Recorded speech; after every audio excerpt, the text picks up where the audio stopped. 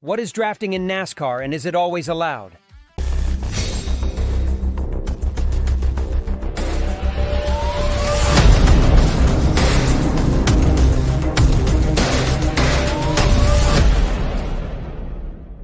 Welcome to our latest NASCAR breakdown.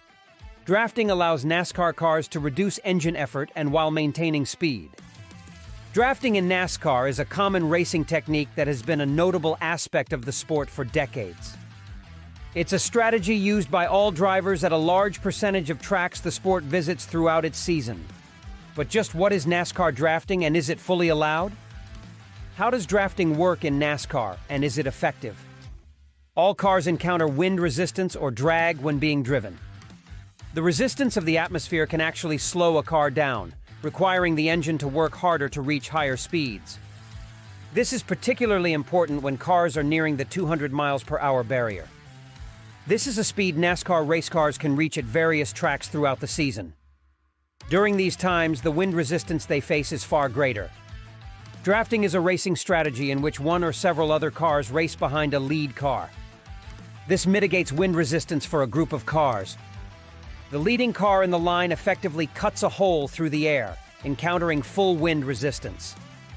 This creates what is essentially a wall of air around the car. In turn, race cars following close behind don't encounter nearly as much drag. Additionally, a pocket of low-pressure air is created behind the lead car, resulting in a vacuum that can pull the trailing car forward. This strategy allows cars following the leader in the pack to use less throttle while maintaining high speeds. With their engines not having to overcome full wind resistance, drafting becomes a strategy for effectively moving a pack of cars faster than if they were separated. Trailing cars use less fuel as their RPMs aren't as high as they would be if they were encountering the full wind resistance of traveling at, say, 190 miles per hour. By racing in the slipstream created by the lead car, a trailing car can pull out of the draft with RPMs to spare, thus increasing their chances to successfully complete a pass as they effectively have speed in reserve. Drafting is particularly important in superspeedway racing, in which most cars traverse the entirety of the track at full throttle. Is drafting actually allowed in NASCAR? Drafting is permitted throughout NASCAR's ranks and is vital at several tracks the sport visits, including superspeedways like Daytona and Talladega. However, at least one type of drafting is not permitted. Tandem drafting refers to a strategy in which the trailing car quite literally pushes the lead car's rear bumper area for an extended amount of time. Tandem drafting rose to prominence in the late 2000s and into the early 2010s. However, with its increased risk of crashes, NASCAR banned tandem drafting in 2014. The issue came to a head in 2013 when tandem drafting caused a car to be spun while leading the pack at a Daytona Xfinity Series race. During the crash involving a bevy of lead cars, Kyle Larson's car was launched airborne. It went into the catch fence, resulting in dozens of spectator injuries.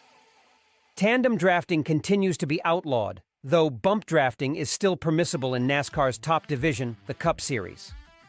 Though similar to tandem drafting, bump drafting involves the trailing car pushing the lead car, but only momentarily. Who invented drafting in racing? Far before wind resistance, aerodynamics and drag were fully understood in NASCAR, the effectiveness of drafting was discovered. One of the motorsport's earliest household name drivers, Junior Johnson, stumbled upon the technique. During the 1959 Daytona 500, Johnson struggled to keep pace with the lead cars. He noticed his engine was developing fewer RPMs while maintaining speed when he followed other cars closely. After accidentally discovering the draft, Johnson used this knowledge to capture a win at Daytona a year later.